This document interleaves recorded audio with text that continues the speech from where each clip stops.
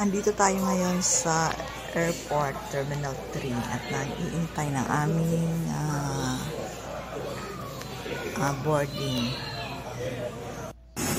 So ayan, aakit na tayo ng aeroplano. Akit na tayo. Ayan si Cassie, nauna na sa akin.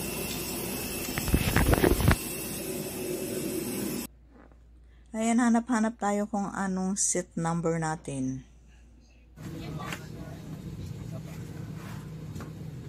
So, ayan nga, nakaupo na ako sa aking seat number 22D. So, habang nagpapapuno, video-video muna tayo. So, ayan ang mga tao na nakasakay ngayon dito sa flight na to. Wala masyadong tao. So, ayan, nagpapapuno pa. So, ayan, ang bilis natin. Sa Katiklan na tayo. So, ayan, naglanding na. So, maglalakad na tayo papuntang Katiklan Airport. So, habang naglalakad, video-video muna tayo sa ating mga kapatid. At sa mga nauna sa atin, video-video muna. Ang layo ng nilalakad from aeroplano to airport. So, ayan ang init-init guys. So, nakita nyo naman yan kung gaano kainit. So, good luck sa ating skin. So, ayan, dumating tayong AirAsia. Video-video muna tayo habang naglalakad. Ayan, nasa loob na kami ng Katiklan Airport at kami naghahanap ng CR dahil kanina pa ako ihi. So, ayan ngayon, nakaupo na ako sa van. O, diba, ang bilis ng pangyayaring ito. Nasa loob na kami ng van agad at naghihintay na punuin.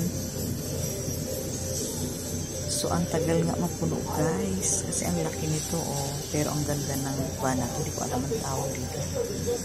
Basta, ayan, nakasakay na kami. Hintay pa na dumating yung ibang pasahero.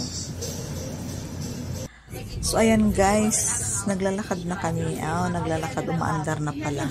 So, ayan nga guys, papunta na tayo ngayon ng port.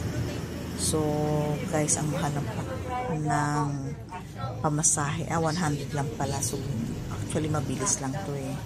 Mabilis lang to ang biyahe. Siguro wala pang 15 minutes. So, guys, hindi ko na nag-videoan yung iba. Ayan, nasa loob na tayo ng boat. Ayan, tingin-tingin muna tayo sa mga gilid-gilid. Ayan yung pasahero ng aming boat. At 50 pesos lang ang pamasahe dito sa boat. So, ayan na nga guys. Nakarating na tayo dito sa hotel. At ito yung hotel namin. Ito yung hotel na bagong-bago. Wala pa isang taon. So, ang ganda, ang lalaki ng bed. Ayan, good for 3-2 pero dalawa lang kami. So, ayan guys, dalawang kama ang lalaki. O, diba, sarap matulog. So, ayan yung pinsan ko. May kanya-kanya kaming ganap sa buhay. So, ako ito, busy sa pagbablog. So, ayan yung gilid namin. Bundok ang likod. Bundokers. So, thanks for watching.